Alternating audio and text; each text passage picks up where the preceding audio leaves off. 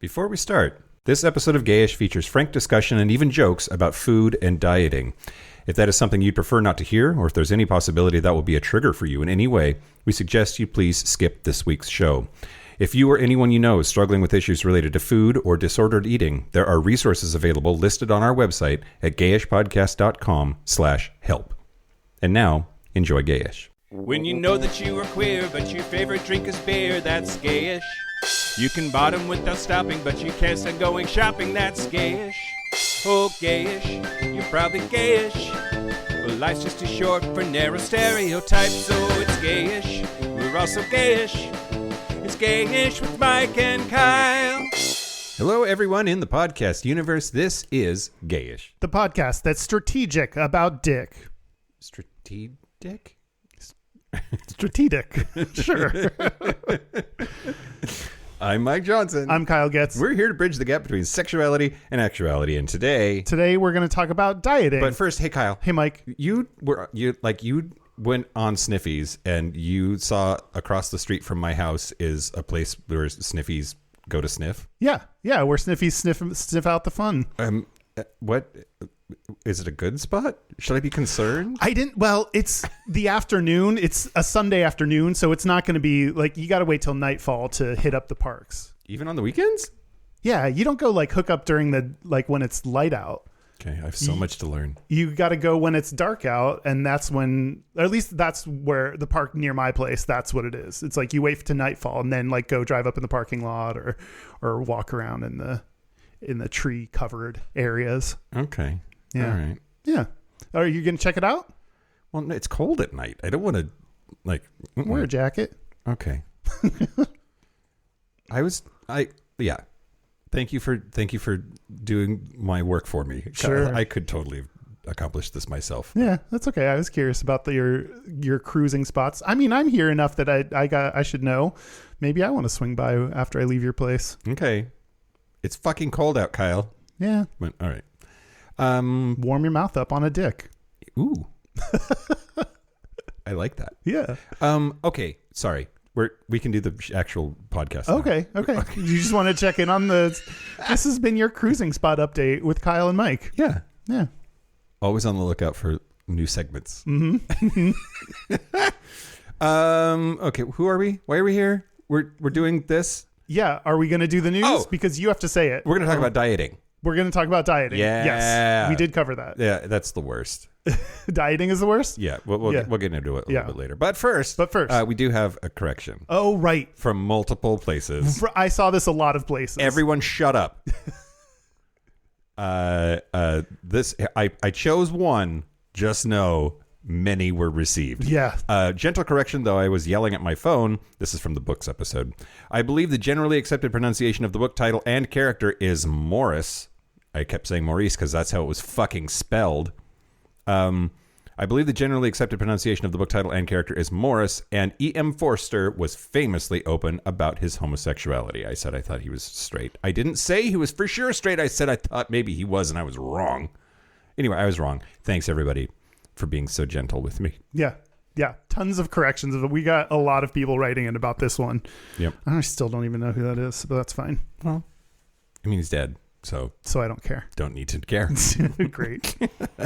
Now the news. Shut your mouth hole. It's time for your ear holes. News. Okay, Kyle. Okay, Mike.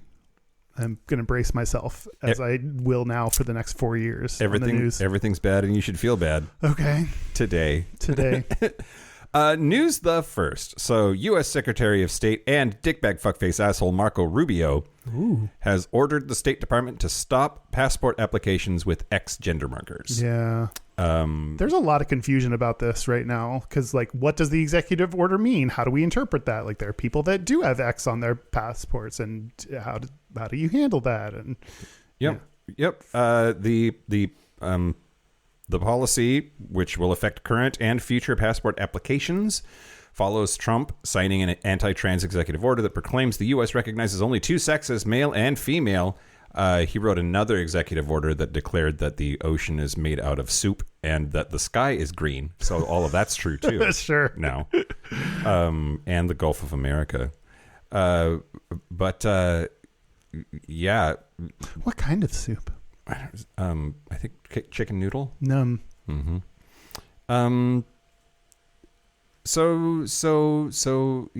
Yeah. Anyway, it's so stupid. Yeah. We're all female, Kyle. I said that on the books episode. Yep. Based on their definitions, everyone's a female. Yeah. Rubio, by the way, our Secretary of State, part of the he's a dickbag fuckface asshole first is he from Florida? So senator from Florida, wasn't he? He used to be a senator. When he was a senator, he previously said voting on a bill to protect same-sex marriage was a, quote, stupid waste of time. So, not really an ally. Not a friend, as we can tell. Yeah.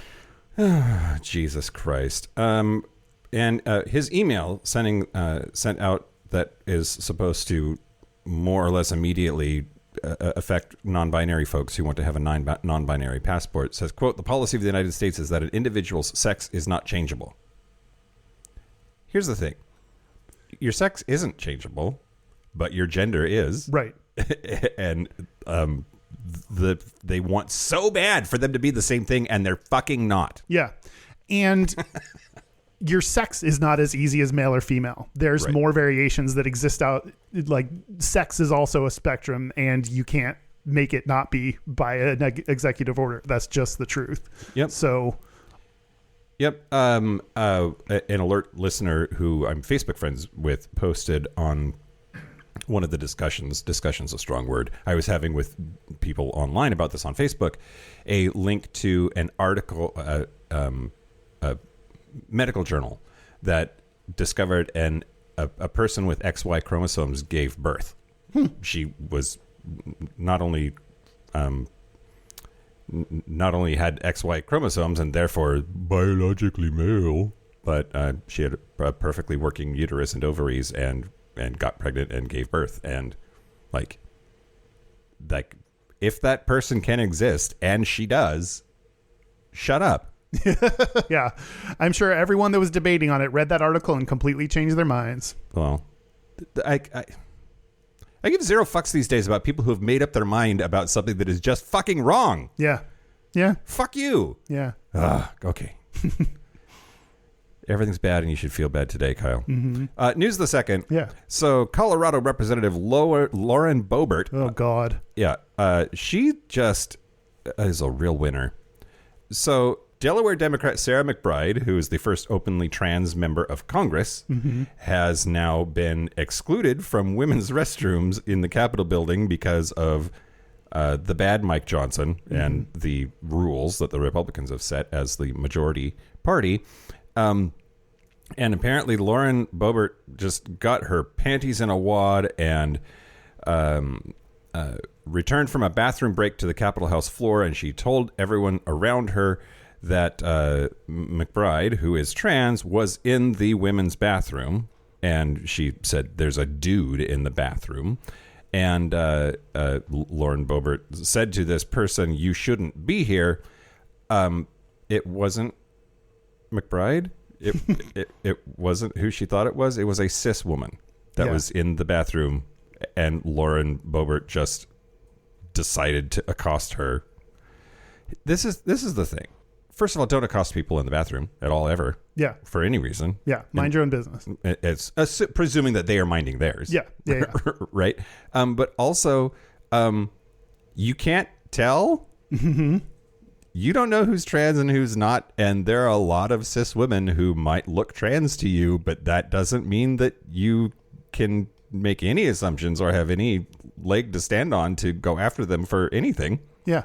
Yeah. There are tall cis women. There are cis women with short hair. There are cis women that wear pants. Like, you should care about trans people because their lives are important in and of themselves. And also, bans on trans people in bathrooms negatively affect cis people because they're trying to enforce gender norms, these archaic gender norms that they think they can tell just by looking at someone. And it's real fucked up. They want people to go back to, like, women have to wear skirts and you know, men have to shake hands. I don't know what they want men to do, but yeah, they want women barefoot and pregnant. Yeah.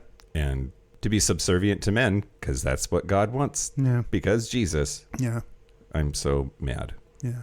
Everything's bad, and you should feel bad today. News the last, Kyle. Yeah. A new documentary is coming out at Sundance, which is now-ish, about the life of Paul Rubens, known better to most folks as Pee Wee Herman. Oh, yeah. And in that documentary, it is revealed that he was gay. Yeah. So he died in 2023 from cancer at the age of 70. He kept that illness a secret for several years. But also in this new documentary, which is called Pee Wee as Himself, the comic opens up about being in a romantic relationship with a man named Guy, which that's great. That's a little on the nose, but whatever. Yeah. And apparently it was Guy's voice and mannerisms that helped influence the character of Pee Wee Herman. So some of Pee Wee's shtick was him making fun of his boyfriend. A professional jab at your boyfriend is pretty long con. Yeah, he was known for playing the quirky, innocent character on the Saturday morning show Pee Wee's Playhouse, which ran from 1986 to 1990, and in several movies, which my mom loves, including Pee Wee's Big Adventure and Big Top Pee Wee. Big Top Pee Wee? Yeah. I'm sorry. Yeah. What? And we didn't know he was gay? Right.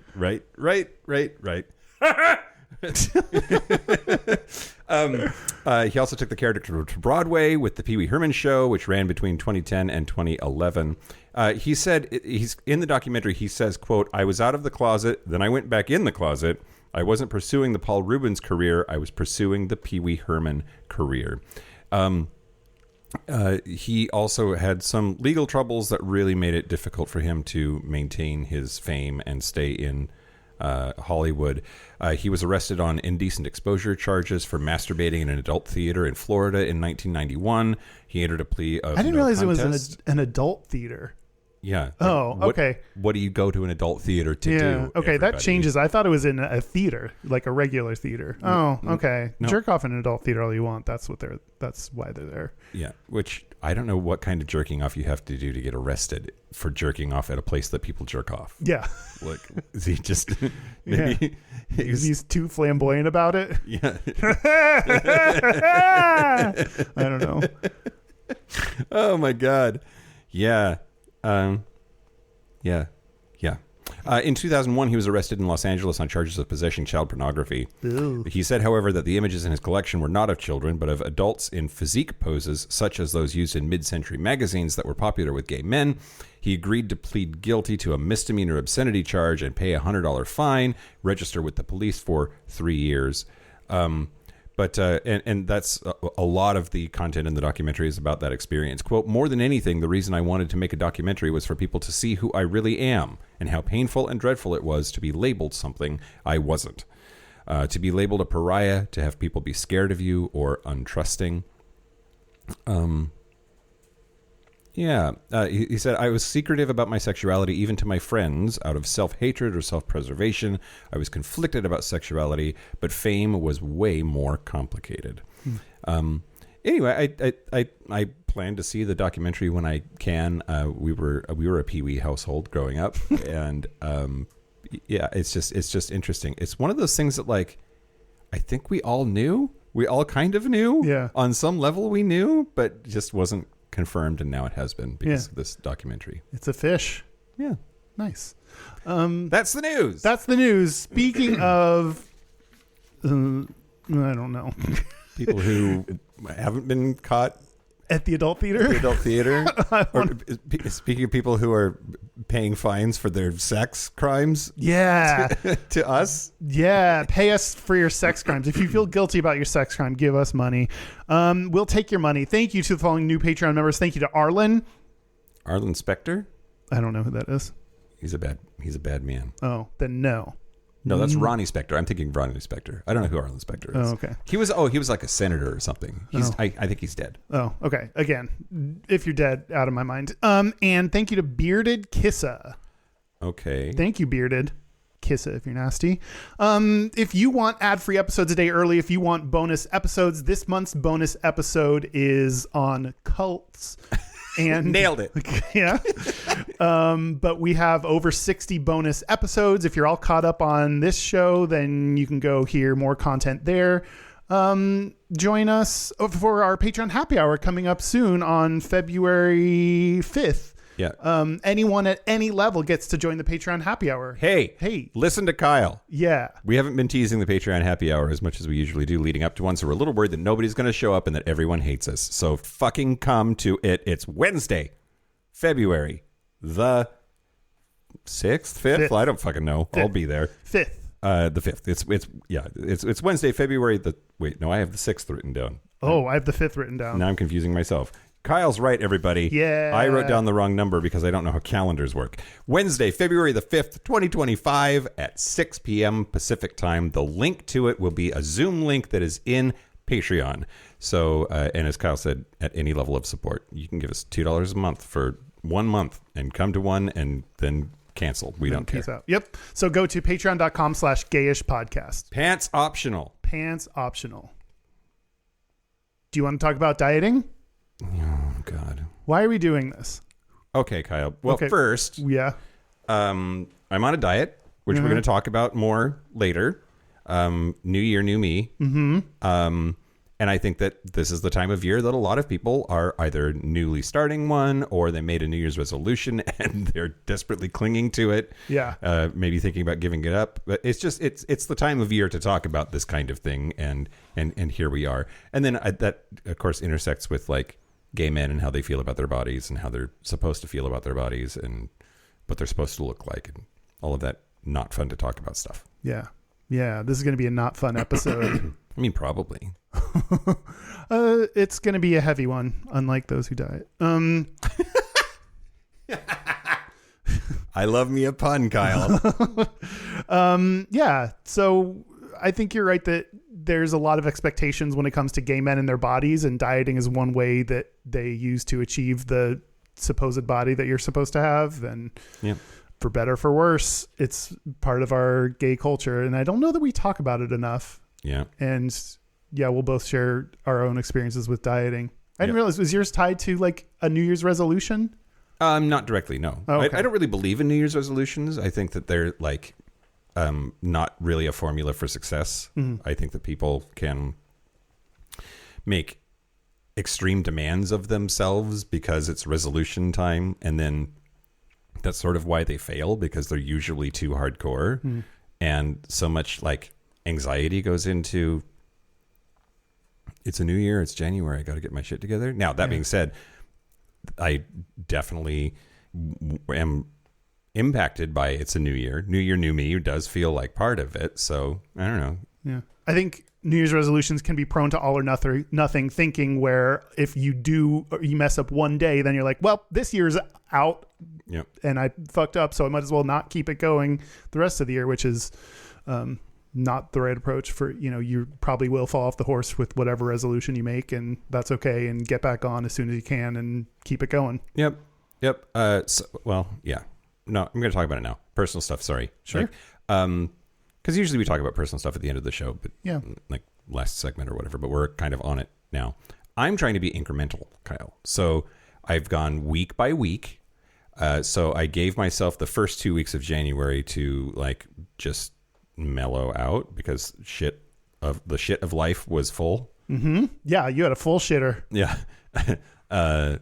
Also, the sewer main broke, everybody, in my house and literally filled the basement up with shit. So we're dealing with that right now too.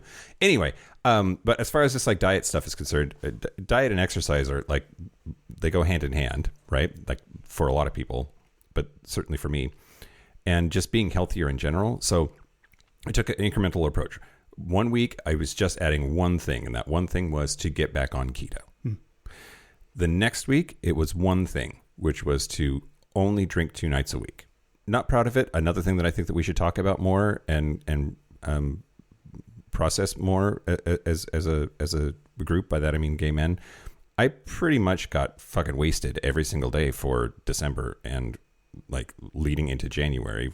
Which is so funny because it's opposite for me, because when I go home for Christmas every year, my parents don't drink. They'll share a margarita at a Mexican restaurant. Sure. Like that's how much they don't drink. Yeah. And so I don't drink at all during that time. I'm, pretty much sober. So it's our families are very different. Yeah.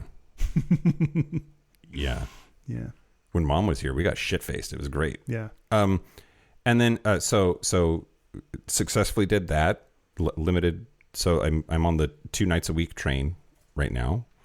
And then they'll probably drop that to 1 when I can. Then third was, can I keep doing keto while I travel for work? I was in California last week. That's why we had to do the books episode remote from each other for the live stream. Thanks for your flexibility on that. Yeah. So I kept to, with one minor mistake that I'm giving myself grace for, was on keto while traveling for work, which has always been the hardest part of doing keto. Dieting is like, what do you do when you're traveling? That's really hard. Yeah, for sure. And so this week it's get to the gym at least once. Ooh. And then the week after that, I'll turn some other knob. But I'm trying to, instead of having this all or nothing thing that you're talking about, or something that's extreme and unachievable, I'm trying to be incremental. And that's hard for me. That's not my usual MO. I'm very much set some hard rules and then beat myself into submission with them. Does that work? It has sometimes. Yeah. I mean, Jack Mike was because like he was a Nazi to himself about diet and exercise. So I'm too old for that shit now. So I'm being incremental. I think it's working. A friend at work said I already look skinnier. Oh, nice. I think she's lying, but it was nice. Validating. Yeah, it was validating. Yeah. I've lost the. What are we doing? Do you want to talk about your stuff? Am I having a stroke? What, are you okay? I'm Do you okay. need something? Did you take your meds? What do you need? Do you need some water? Do you need a hug? I took my meds. Okay. Don't need a hug. Okay. Don't touch me. Wow. All right. Fine. I didn't want to anyway. Let's talk about dieting, the history of dieting. Okay, great. So everyone knows what a diet is. I'm not going to get the full body eye roll and go into what is a diet. Thank you. But if you had to guess when the first popular diet was introduced, when would you guess? The Victorians. Yeah. It's always them. It's always the Victorians. Yeah. They seem like they were image focused and image conscious and would have some kind of fad diet. Yep. Well, okay. So the Victorians, they were wild because they so that's sort of when we have the rise of popular media and advertising. The Industrial Revolution really changed a lot about people's economic reality. There's reasons it's always the Victorians, but they like full on would cocaine and tapeworms was like easy to get from your doctor for dieting. Yeah, that's my diet plan. Cocaine and tapeworms. Yeah, okay. Yeah, I've got the cocaine part down. Great. Just need to find myself a tapeworm somewhere. Well, tapeworms.com didn't do it for me. We can probably find one. Yeah. All right, guy. Yeah. Thanks. Tapeworms.com. Yeah. Put that on Sniffies, maybe. Looking for, I mean, people put on there like looking for hookups to all kinds of drugs on Sniffies. There was this dude named William Banting who's giving credit for the first popular diet. Ooh. So weight loss techniques were very much earlier in Victorian culture, tapeworms and cocaine. But hopefully not at the same time. Why not? Like that poor tapeworm was so coked out. I know, like coke and then swallow, like line and then swallow a tapeworm, like that. Yeah. Hopefully you separated those at least by like an hour. So I don't know. You're welcome, tapeworm. I guess. Have some fun before you get down in there. But he wrote a pamphlet called "Letter on Corpulence," addressed to the public, and corpulence is a lovely word for being a fat ass. And he was actually a distant relative of Sir Frederick Banting, who was the co-discoverer of insulin. So there was like medical history in his family.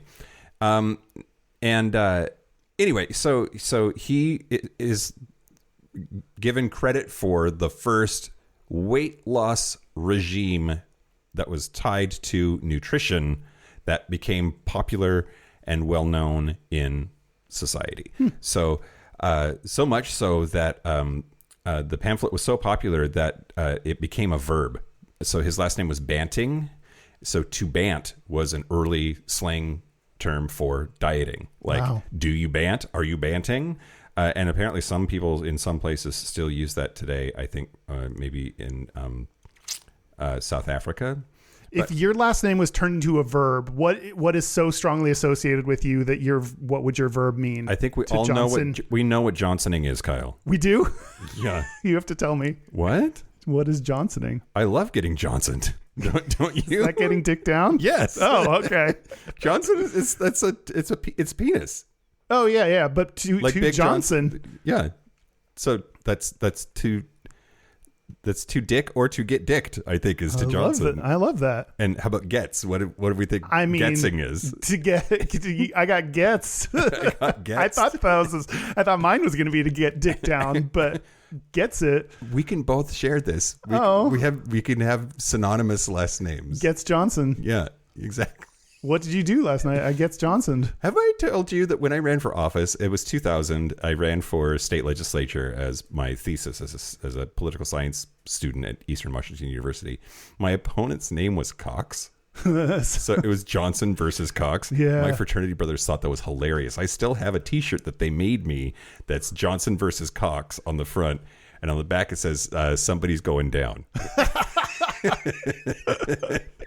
That is hilarious. I love that for you. Yeah. That's the only reason you entered the race, right? Just for dick puns. Oh, absolutely. I knew I wasn't going to win. It was Eastern Washington and I was a Democrat. Yeah. It was fun. Yeah. I had a lot of fun. Anyway, in Swedish, the word banta that comes from banting, this dude, is still the main verb for being on a diet. Wow. Yeah. Anyway, so he was straight, which is fine. We accept straight people on this show. And reluctantly. But his advice in that pamphlet that took off was a low carb, low calorie diet. Okay, so but the first weight loss book that became a bestseller was a book written in 1918 called Diet and Health with Key to the Calories. And it was written by this woman named Lulu Hunt Peters. And I think, I can't prove it, but despite the fact that she was married and married to a dude, I think she was a lesbo. Why do you think that? Well, so first, I can see her with my eyes, and she's this picture must have been taken in the 1920s, I think, just based on the way that she's dressed. But there's I don't know, there's something about her gives me big lesbian energy, Kyle. Interesting. Oh, she's got shorter hair. She's got hippie vibes to me. She looks like she's going to get shit done, and she's kind of mad about it. But the other thing that makes me think that she was a lesbian actually is the fact that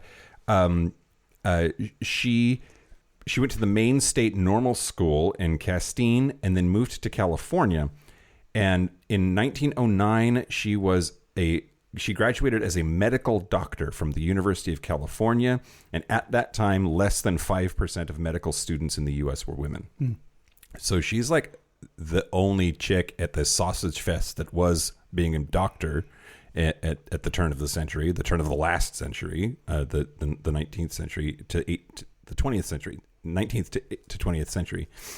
And there are a number of pioneering women in medicine who were like lesbians, big lesbian vibes.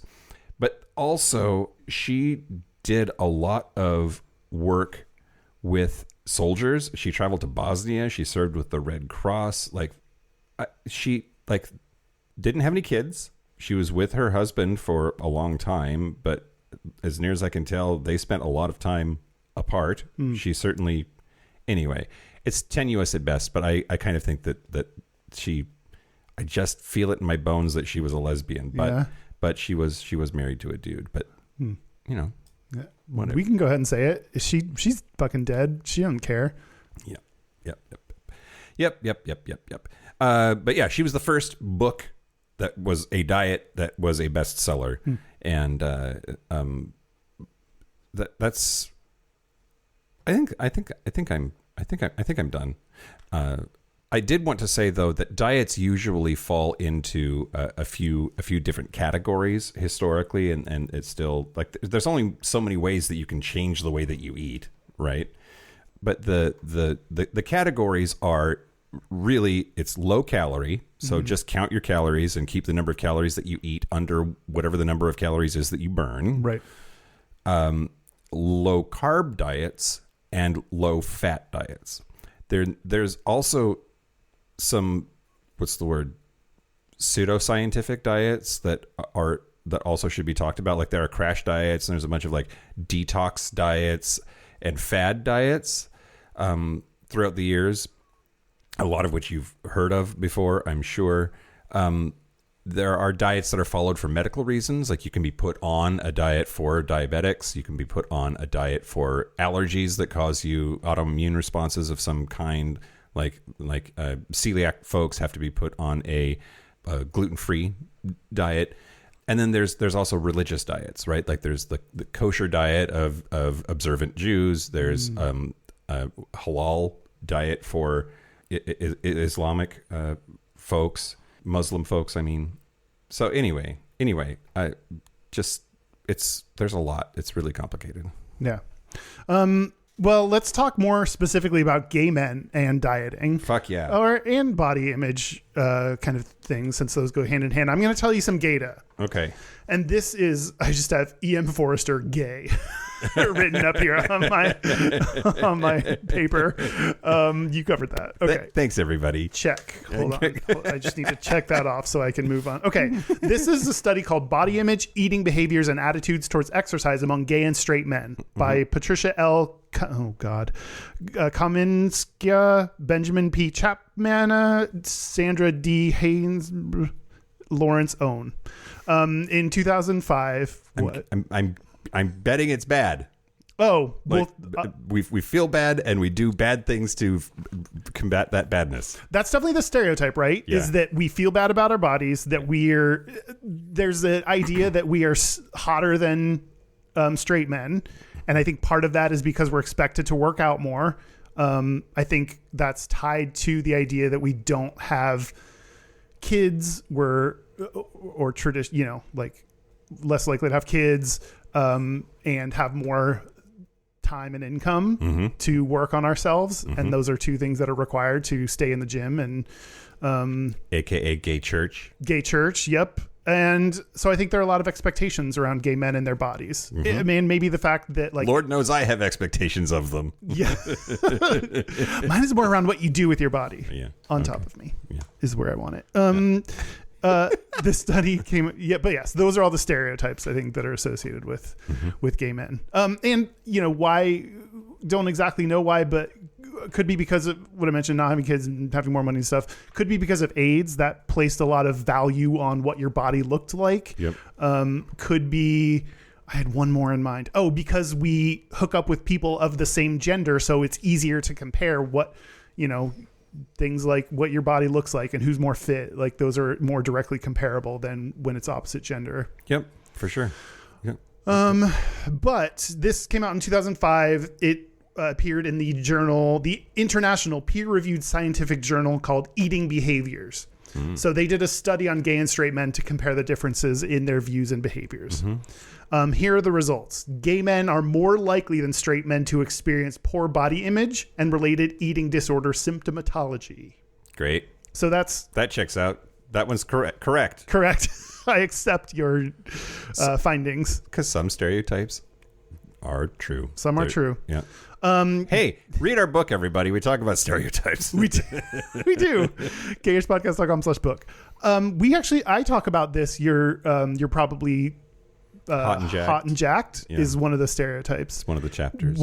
I did a reading for Patreon from that chapter during the last Patreon bonus segment. And one of the things we also, in addition to our personal experience, look up research studies and history and everything to come up with what's going on for that stereotype, whether it's true or not. And there is a study, as I read in that reading, there is a study that looked at non-homophobic college-aged women and when they showed them pictures of men, and when the women thought the men were gay, they rated them as more attractive. Yeah. So you're welcome, chicks. There is a phenomenon that people expect gay men to be hotter. Mm-hmm. That's just comes along with the territory, which I think fucking sucks. Mm-hmm. I think I didn't express a viewpoint about it. I think all these expectations that are placed on gay men and their bodies really sucks when you're part of the gay community. Yep. It's one of those things that could be seen as a positive. Oh, gay men are all hot. That's a positive stereotype.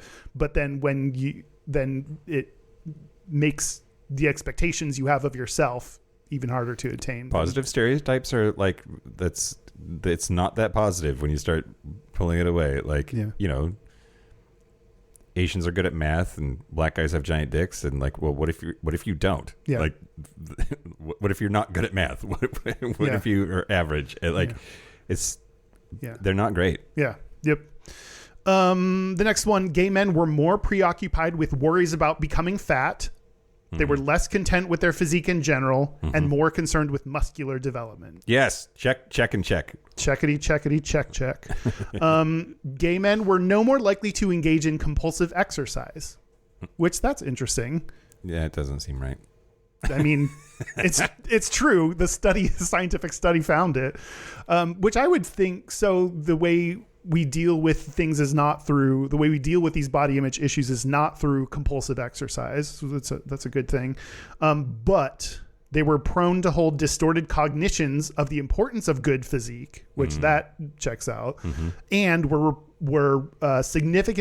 reported significantly greater use of restrictive dieting practices. Yeah, sure. So it at least confirmed that we're more likely to use dieting to combat and look the way we want to, we're expected to look. Yep. Which dieting can be, you can do it in a healthy way. You can also do it in a really damaging way. It depends on how you do it, how you implement it. Yep.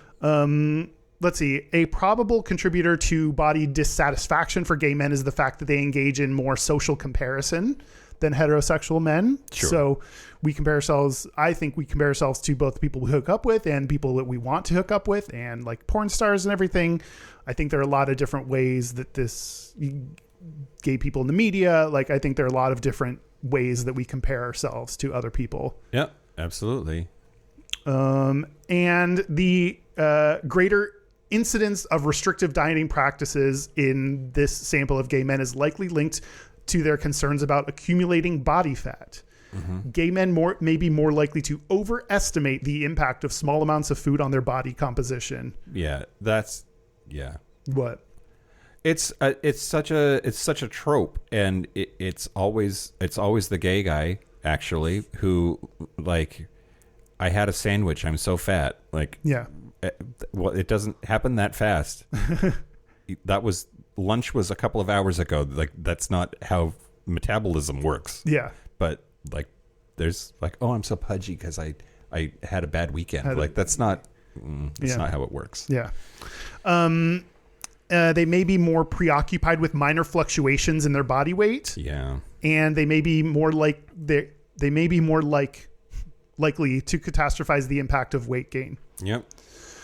So all in all, not great for the gays. It confirmed except for the compulsive exercise, it confirmed most of what I would expect out of gay men compared to straight men. Yeah. I think straight men have a lot less expectations than gay men or than women on their bodies and what their bodies look like. Yep. I think that's true. I think like straight men, partially like you're allowed to wear looser fitting clothing, and that can cover up body flaws. I think just the type of clothing that we wear shows how important it is to show off your body. Yeah. There's underwear. Gay men have underwear nights and fetish nights and all these things where it's possible to like go shirtless at an event Yep.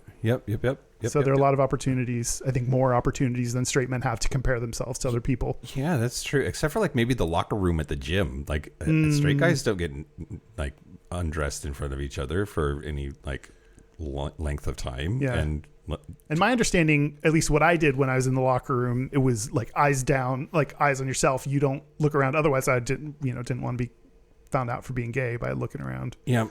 Sneaks and peeks here and there. Yep. The locker room is terrifying, Kyle. It was so scary. It was not a fun. Everyone expects gay men to love the locker room, and it was a terrifying place, especially when you're in the closet to like get worried about. Yep. Even when like at the bathhouses, there are typically lockers where people can get changed. Even then, I'm like, okay, they're not like. That's not the time to check out dudes quite yet. They're getting changed and even if they're like, everyone is walking around in a towel. So eventually we will see way more of you. But still, I'm like, that's their time to like get into what they want to wear. And then, so even when they're at the locker rooms at the bathhouse, I don't check people out then. Or when we had to get changed in front of Davy Wavy at the sex hotel. Oh my God. That was mortifying. Yeah. He wrote the forward to our book, everybody. He did. Yeah. How'd you like that little plug? Love that. Yeah. Love that plug. Butt plug. Sure. Well, that's the Gata. That's the Gata. Okay. So what should you eat if you're going to bottom, Kyle? I mean, because this is something gay men talk about all the time. Like bottoms can't eat, or if they do, it's just ice and gummy worms or whatever. My ex was on the Coke Zero and whipped cream diet for a while. Not kidding. Wow. He could have whatever he wanted to as long as it was Coke Zero, whipped cream, or vodka. All in. Would those ever be combined into one? Sometimes. That sounds delicious. That sounds pretty gay. Yeah. I mean, that, like conventional bottoming jokes or wisdom is, you don't eat. Or you order a salad at dinner, you know who the bottom is because it's the person that is not barely eating anything. It's also unlikely that, like, one of the jokes is like, you're not going to eat a burrito. You're not going to have Chipotle and then bottom. But you can. It's probably fine. Yeah, food doesn't travel through your body that fast. It's like if it upsets, like coffee upsets something in my stomach and makes me poop. Mm-hmm. So there are food and drink that like upset something, but yeah, food doesn't travel through your body fast enough to like, if you're eating and then going right to fucking, you're probably fine. You got some hours before that travels all the way through your body. So a lot of it, I can't tell what part of it is jokes and what part people think is actually true. You nailed that. Yeah. That's like lots of contexts for which that's true, but I think especially this one. Yeah. I think a lot of people are joking, and I think a lot of people don't realize that those lots of people are joking, right, and actually believe it. So I think both camps exist. Yeah, for sure. I was going to tell you about Alex Hall. Great. Who's that? Who's a TikTok chef. Oh my God. Who started a TikTok? No, wait, it's back. I think it's back. I still don't care. It's just if my Instagram reels have TikTok logos on them or not. That's the biggest difference. Alex Hall started a cooking show called The Bottoms Digest. Great. And he got frustrated because he saw the same thing that like the advice is don't eat or drink lots of water is like basically all the advice. So he creates bottom friendly meals, which mainly includes cutting out dairy and substituting for plant-based milk products, and including a lot of fibrous ingredients like oats, vegetables, whole grains, to help reduce bloating, gas, and possible messes. So that tends to be what he does. Why are you making a face? I don't know. Just bloating and gas and messes. It's just like, yeah. Bodies are gross, but they're also fun. Yeah, but sometimes we stick dicks in them, and they got to be ready for it. Let's see. He tests his recipes on himself and a group of 10 queer people. He asks them to report back on any bloating or discomfort from the meal and uses the feedback to tweak his recipes. And once he gets a 90% approval rating, he creates a video on YouTube, Instagram, and TikTok. That's magical. So if you look, he has like bottom friendly queso, bottom friendly this, bottom friendly that. And I still think maybe that's how, I don't know. Maybe that's helpful for some people, but I agree that we are too. Your food that you eat is like, you eat what you want, you're probably fine. It's not going to affect your sex within a certain number of hours. So I think we place too much importance on like what we eat before sex. Yeah, well, and like it's funny because there's a lot of weird food tips that I hear from bottoms, but then they also are the ones that like douche for 4 hours before they go out, right? Like it's is it your food, or is it the fact that like you like hosed yourself out? Yeah, it can take me, my diet is not that great, so it can take me like 20-30 minutes to douche sometimes, which is really annoying because sometimes, especially on Sniffies, they're like now, and if I say like I need to get ready, then sometimes I get blocked. Yeah, damn it. Which is have some patience, Tops. Yeah, Jesus. Yeah. We both want me to be ready for this. Yeah. Like, and I'm not going to douche ahead of time if I don't know for sure that I'm hooking up with someone, because that's a lot of work to go through for nothing potentially, because you don't know if you're going to meet anyone that time. Yep. Absolutely. Huh. Yeah. So but I think you can control. Your diet can help make douching easier. If you have a good diet, if you take fiber supplements, it can make it a lot quicker. And I just don't do those good things for your body. Well, going back on keto, I have definitely noticed a huge difference, because the lack of carbs in keto, it can be constipating, because all of that fiber that's in carbohydrates, grains, tends to move things along and take them out, then things kind of slow down. So then if you're on keto, you almost have to have a fiber supplement of some kind, whether that's psyllium husks or flax seeds or something. And I do Metamucil. So having now been, this is week 3 or whatever. Oh man, my poops are better. Yeah. Yeah. Got any nothing but netters? And this is yeah. Well, and this is TMI, but I guess it's like what we're talking about. Wiping is easier. Like, it's basically clean. Like I poop and then I wipe, and sometimes there's nothing on the paper. Damn. And sometimes there is, but it's not nearly as much as when I'm not on keto. Yeah. And I think it's the fiber. I think it's the Metamucil. Like, did you take fiber before you were on keto, or like was that a regular part of your medicine? Or I added fiber because of keto. Okay. And then when I came off of keto, I did keep up the fiber for a while. And then this last year has been a train wreck, Kyle, for me. That's sort of why I'm trying to get my shit together this year. With the move and the travel and the everything. Like, we moved twice this year, and all of the travel. I just have, like, a lot of my routines have totally fallen apart, including fiber. So then when I went on keto a couple of weeks ago, and then I was like, oh, I'm getting backed up. Oh yeah, fiber, that's a thing that I need to remember to do. And then I did, and things were way better. Nice. You're not supposed to, people don't know how it affects your medication. So because the science is unclear on that, the recommendation is typically take your fiber at least a couple hours before or after you take your regular medication to not be crazy or depressed or whatever. Yep. I do meds in the morning, fiber at night, and that seems to be pretty effective. Nice. Well, on thebody.com, I found an article about it that's called A Queer Dietitian's Guide to Eating for Anal Sex. There are multiple bottom-friendly, conscious cooks out there? Yeah. Yep. Wow. It's like a whole subgenre, a whole industry. Well, the article's author spoke with a guy named Daniel O'Shaughnessy, who's an award-winning nutritionist and author of Naked Nutrition. And number 1 says fiber. Fiber is the bottom's best friend.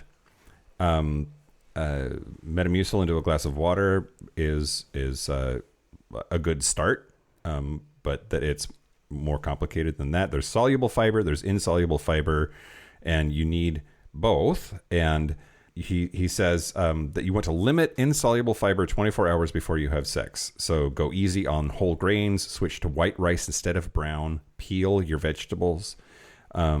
and that is better for bottoming. And he says it's also important to know your trigger foods and limit these foods a few days before you have sex. So take extra note of and limit exposure to spicy foods, eggs, red meat, caffeine, alcohol, and junk food, as these are common triggers for folks.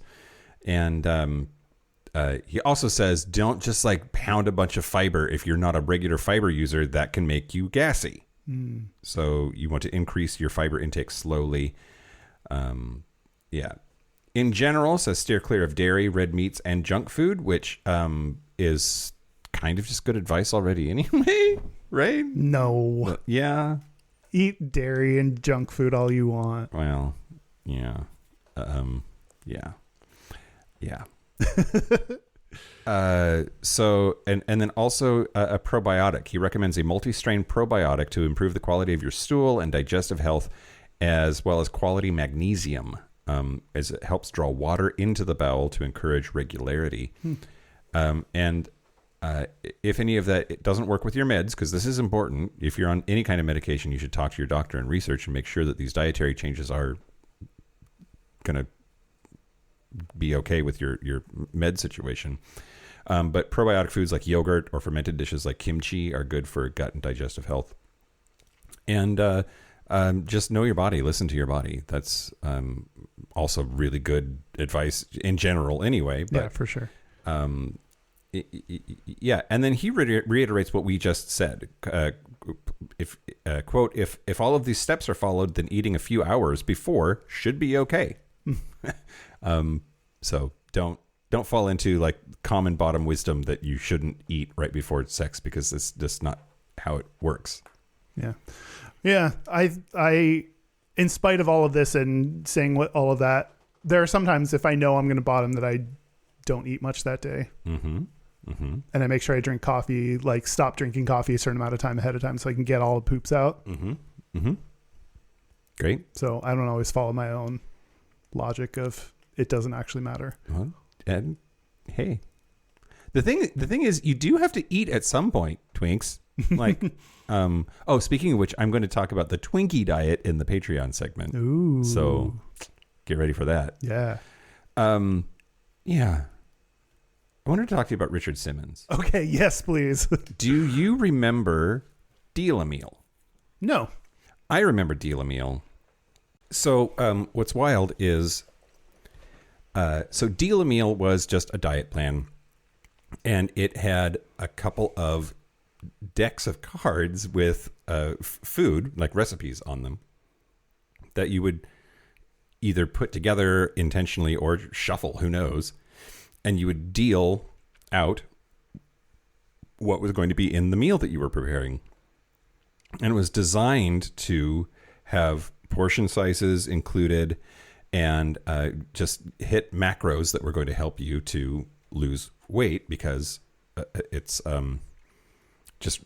like you can't fuck it up was the idea. Like just shuffle and deal these cards and eat the food that's on the cards. You're going to be fine.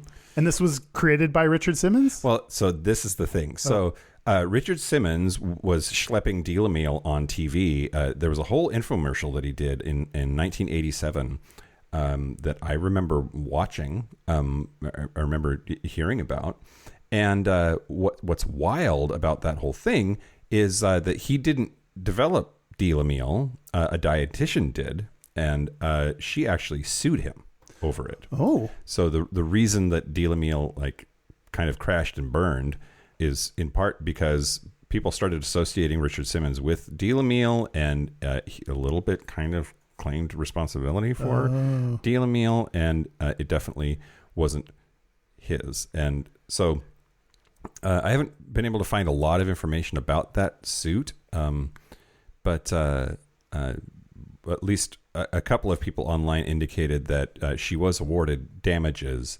And so that and Sweat into the Oldies really solidified Richard Simmons as this like diet and exercise guru. And boy, he was never out, but man, was he gay, right? He was so gay. I didn't know his status as if he'd come out since No, well, and being he's dead now. And he's dead now. But maybe he's going to have a documentary in 10 years, a la Pee-wee Herman. Maybe.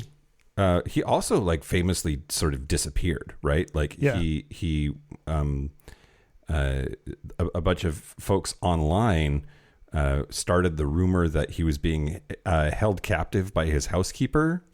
Like Free Richard Simmons was like a rallying cry. I think there was a podcast that was like Finding Richard Simmons or Where's Richard Simmons or something to that effect. In February 2017, the podcast Missing Richard Simmons launched, and investigating why he left public life so suddenly. LAPD went to his house to conduct a welfare check, and they said that he's perfectly fine. But yeah, anyway, he had rumors about his sexual orientation the entire time that he was in the public eye. Understandably so. He had a very femme way about him, his manner of speech, the way that he would conduct his exercise videos was like very like dancey and sing-songy, and women loved it. Anyway, but he never came out, and it's just wild. Yeah. Anyway, yeah, that's all. The Richard Simmons diet is Delamil, and that's all I wanted to talk about. Cool. I want to talk about the effects of dieting. Is this Ask Reddit about weight loss? Okay. This was posted to Gay Bros by Let the Decode Begin. And it said, gays who have lost weight, how did it change your dating life? Someone said, caliber of guys went up, the dating pool opened up. Do the health and wellness for yourself, but enjoy the rewards as a result. So I think, unfortunately, a lot of that is true. If you are skinnier in the gay community, you have a lot more options. Your pool of possibilities is expanded. Absolutely. And it sucks. And I think what we haven't said directly is our gays surface, what is it called? Like only care about the surface level, superficial. Yeah. Our gays superficial. Yeah, absolutely there. Especially when it comes to sex. Yeah. Unfortunately. I mean, and I guess it kind of makes sense when we have things like Sniffies and Grindr, that it's like, you know, if it's all about hookups, then it is all about your physical looks. I don't care what you're saying or what is in your head or, you know, whatever. I care about your other head. Like, right. Yeah. I don't care about what's on the inside. Well, I do, but like only if it's my dick. Yeah. Not your soul. Right. Yeah. So yeah. But I don't know. I hate that categorization as gays as just superficial people, because I think there's more depth to us there. And I feel like that kind of generalization, maybe there are certain times when we are superficial in the cruisy or hookup spots, but there's still more depth to us than just that in the bigger picture. Yeah. I think you're right. I feel this is dangerous. Part of my disdain for hookup culture is that I don't have fun, but also part of it is it feels to objectify someone or to be objectified by someone as a mere sexual object based on appearances. It feels gross to me. So, but also, man, shirtless runners can get it. So it's complicated, but I think that hookup culture, the now anonymous fuck immediately culture, is wrapped up in appearance because there is nothing else. There is no connection. There is no introspection. There's no, so it's going to be it's going to be like this. Yeah. I think. Yeah. It's interesting because I'm the opposite. If someone wanted to use me for my physical appearance, like that's flattering to me. I'm down. Okay. Use me, baby. Great. That's hot. Great. That's probably why I do it more than you. Let's see. Someone else said it's a weird double bind because now I get more attention on the apps, but they're all shallow dudes who just want attention, just want your body, treat others like shit, and or flake out. The guys I'm actually interested in, chubby, hairy nerds, think I'm some gym rat party slut who does drugs and dismiss me, or think I'm too good for them and will ghost me, not turn up to dates, etc. This sounds arrogant, but I've had guys admit that, and it's like, if I'm talking to you, I'm interested. I'm happier with myself, and in general, it's given me a new perspective on what I want. But if the aim is to get laid, yeah, you'll get laid. But I didn't enjoy that side of it, actually. Most of the men ended up being shitheads and or just bad in bed. Yeah. So there is, even though you expand your dating pool, it's not your hookup pool, maybe. Yep. It's not necessarily that you'll have higher quality sex. I mean, it probably just depends on who you're hooking up with and how you're finding dudes. But Yep. at least in this person's experience, it didn't lead to better sex. Yep, absolutely. Well, and another ding, in my opinion, against hookup culture is it's so transactional. There's really no incentive to care about the other person's pleasure. Yeah. Right? Like, you're there to get off. That's just all about you. Yeah. And Hot. that's great. Great. Let's see. Someone else said it didn't affect my dating life at all. Really, I am still single. LOL. So maybe it doesn't. Maybe it doesn't work for everyone. Someone else said I lost 20 kilograms, which there's no way to know how many pounds that is. Yeah. 44. Over the past, nope, there's no way to know. Over the past 7 months, and it's a completely different world. I'm new to working out, but pretty consistent so far. So I've gained a few muscles, and the number of guys being attracted to me has increased so much, it's crazy. Yep. If you're, and this is why I think, when I talked about using sniffies, I talked about like from the like not jacked perspective. I think there are people probably that maybe that's why they're on sniffies, is like there are a lot of super hot buff dudes that get on sniffies and probably have a really easy time of it and just Yep.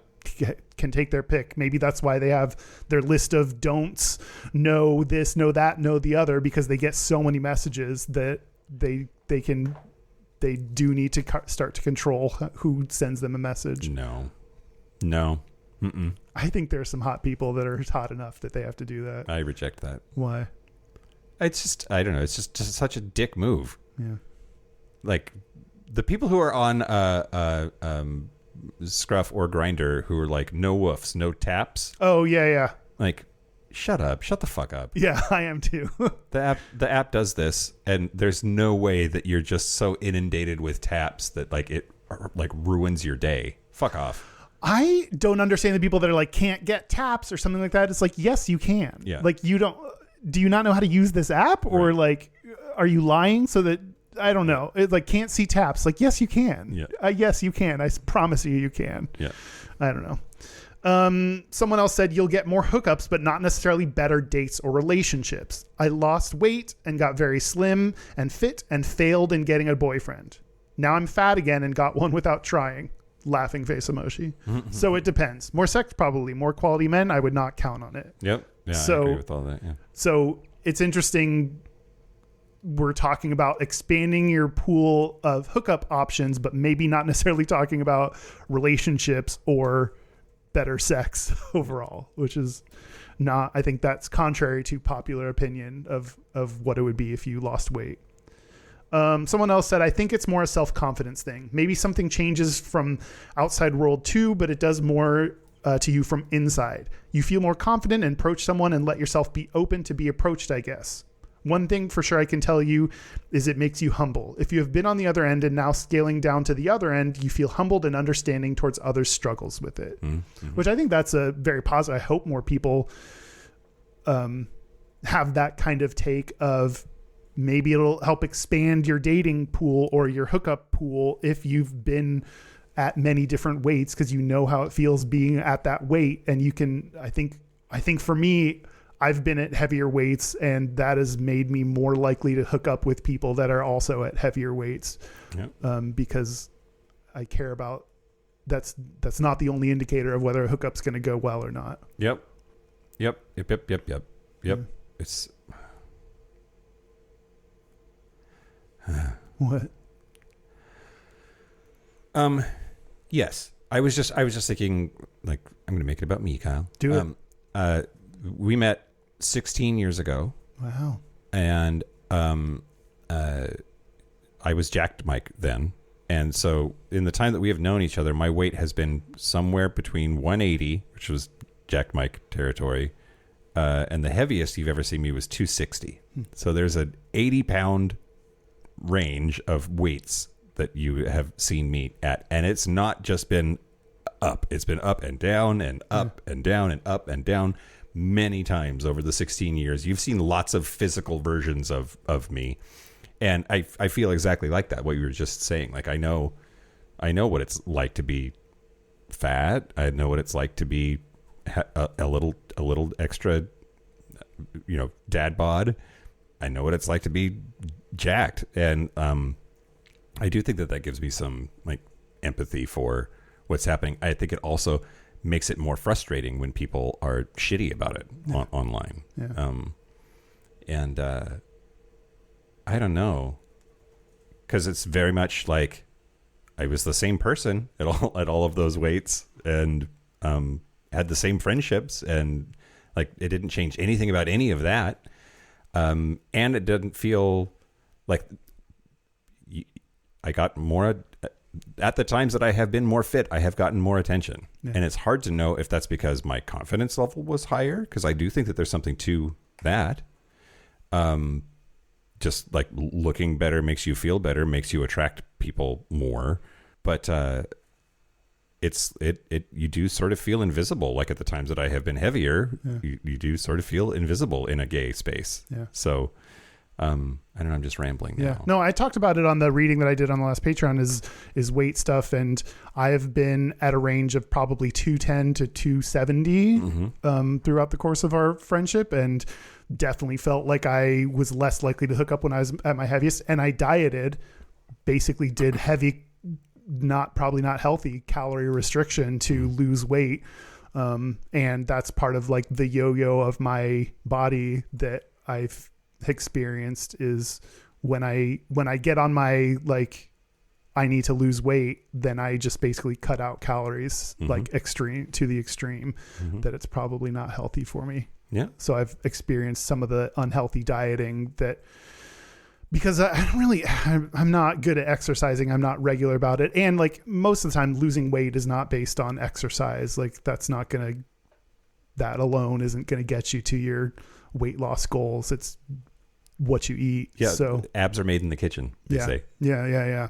So yeah. And I do feel like when I was heavier, I got less attention on apps and had a harder time hooking up. And once I lost some weight, got more attention. And now it's still like, I'm not at a weight that I feel comfortable with. But I still like can hook up with pretty regularly, and sometimes hook up with like guys that are like real hot and have abs and stuff. So I don't know.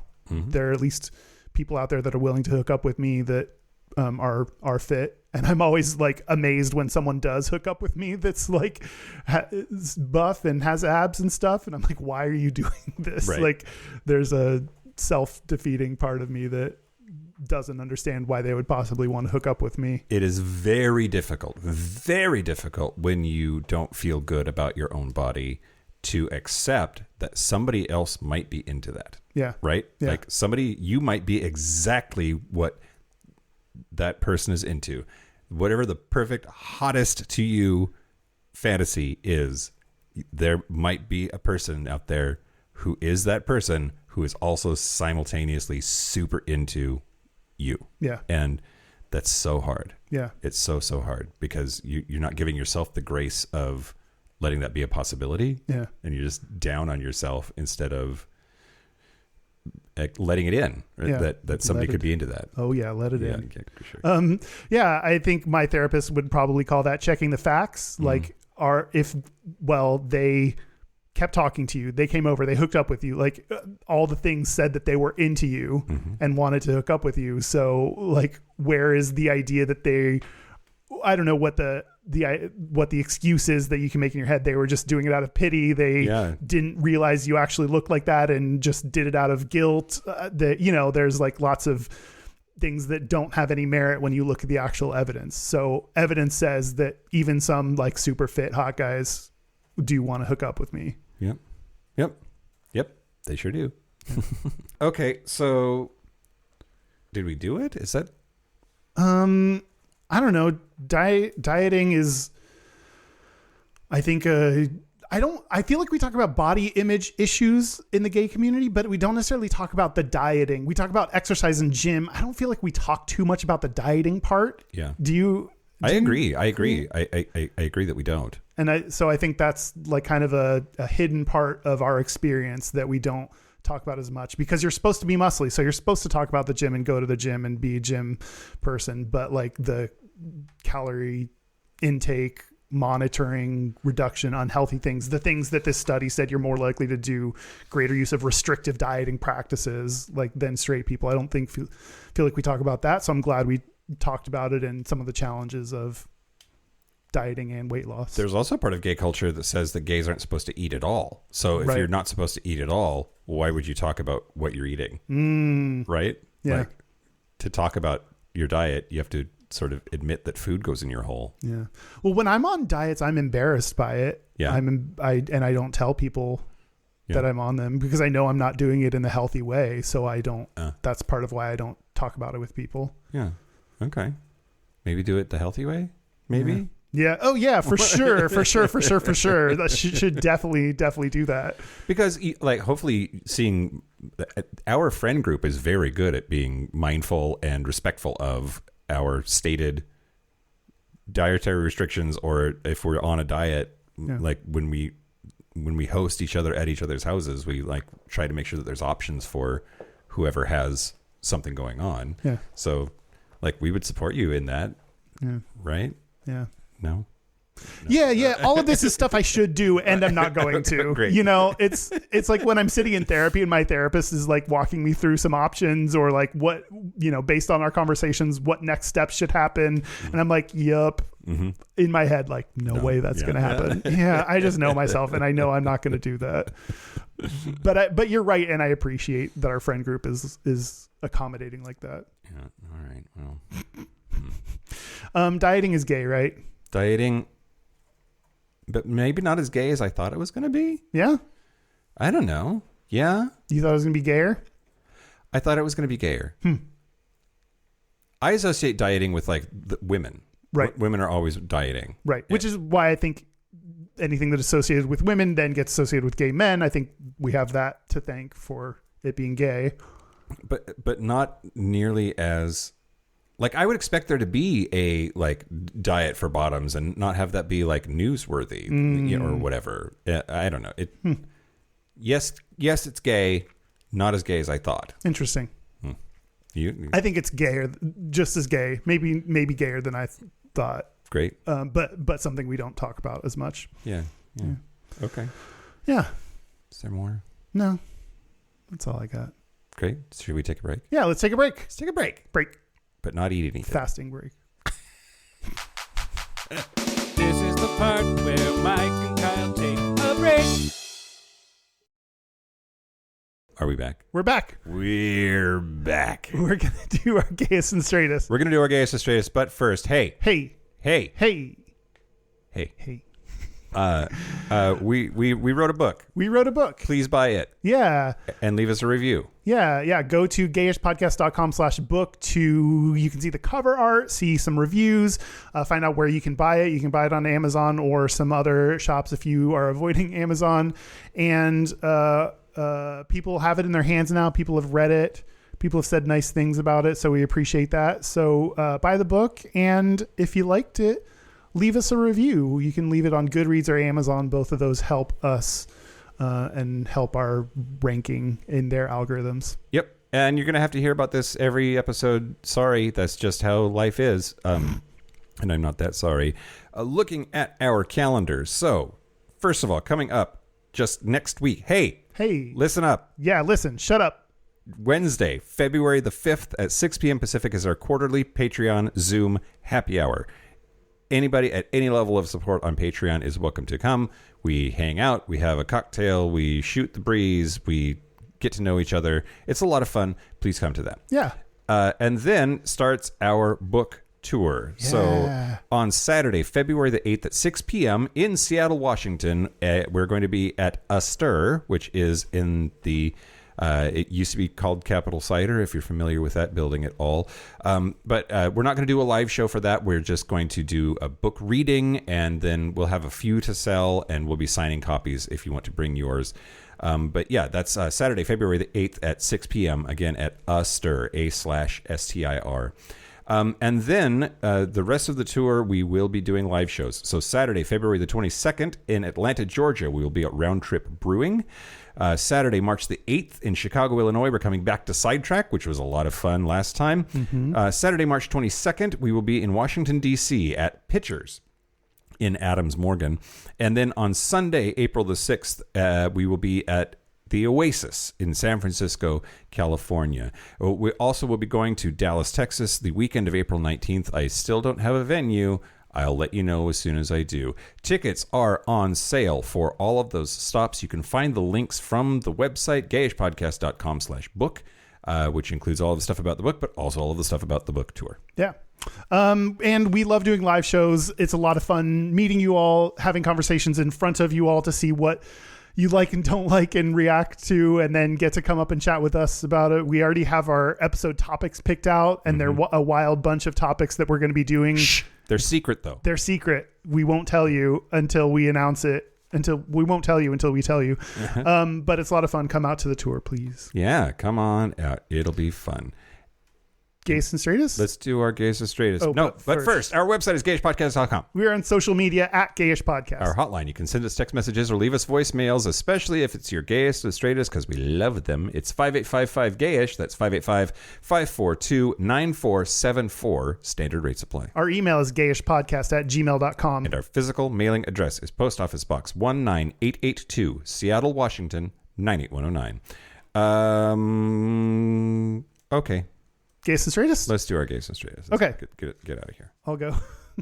My gayest is wearing my triangle necklace because I hadn't been wearing it for a while. So now it's there. It is. There it is. Yeah, it's makes me feel gay whenever I do end up wearing it. And does it give you gay superpowers? Yes. Okay. I can fly. Great. But gaily. Right, yeah. When you fly, a rainbow comes out of your ass. That's the propulsion. Yeah, like the Pop-Tart cat. My straightest is I haven't gotten a haircut in quite a while. I was gonna say, Kyle, you're like your bangs are flying, but they're pretty shaggy. Yeah. I am getting a haircut this week. So that'll be my gayest next week probably. Nice. Yeah. What about you? What about me? So the straightest thing this week is all the yard work I did yesterday and moving bricks. Wow. Yeah. Our friend Chris Bola, who was on the wine episode way back in season 1, he is also kind of a plant daddy, and he was helping me get off my ass and do stuff. So we had a great day yesterday. Nice. But it moving bricks. Yeah, that's mask. Yeah, totes mask, yeah, brah. Yeah. And using tools, like a mallet, and lobbers, pruners, like all kinds of stuff. Anyway. And then the gayest thing about me this week, first, also got a haircut after like 60 something days. Like it was a long time. Yeah. Since my last haircut. But yesterday, while doing yard work, I was definitely talking about being a hoe while holding a hoe. Oh, how fitting. Yeah. That's beautiful. Yeah. That's poetry right there. We have a listener's Gayest and Straightest. It's a fun one. Yep. Congratulations. Congratulations. I still don't know how to say that. I'm Johan from this mysterious Mediterranean small island. Just wanted to send you my heteroish and my gayish. Rebranding things. My straightest is, holding the pig just to make the matanza, so we can eat all the making sausages and eating everything from it. And my gayest is just right now, because I had to reprimand some of my customers, and instead of going rah, rah, rah, rah, rah, I went, what are you doing? Which is, kind of funny. I was laughing. Congratulations for the show. I love it. So, signing off. Zoop. Thank you so much for leaving your gayest and straightest. Yeah. And Mama loves an accent. Yeah. And congratulations to us. Yeah. If you want to give us a call and leave us your gayest and straightest, we might play it on an episode. Let's face it, we probably will. We probably will play it on an episode. And we need more. So leave us yours. Oh, man. Well, thank you to Richard Simmons and his housekeeper. Yeah, totally. And thanks to all the bottoms and whatever they eat to make them bottoms worthwhile as humans. And thank you to our super gap bridgers. Thank you to Locomotive, Simon Srirachi, Kaylee Adams, Kit Oliver, Kobe Gordon, Squoggle, Pip, I'm doing great. Andrew Bugby, William Bryant, John Crowley, Yost Osel, Jonathan Montanius, Forrest Nail, Steve Douglas, Explosive Azania, Michael Covington, Just Jamie, Thomas B, Dusty Sands, A. Coleman, Chris Cacciatorians, and Jerome York. Thank you for your support. Thank you for your money. That's it. This has been Gayish from the Chris Cacciatorian Studios. I'm Mike Johnson. I'm Kyle Getz. Until next week, be butch, be fabulous, be you. Bye.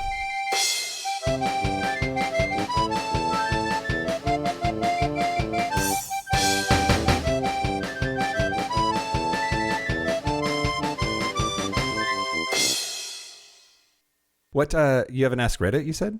That was what I just did. Oh. I just read all those answers. That was Ask Reddit, Mike. Oh my God. Great. I'm doing so good today, Kyle. You're great. You're great.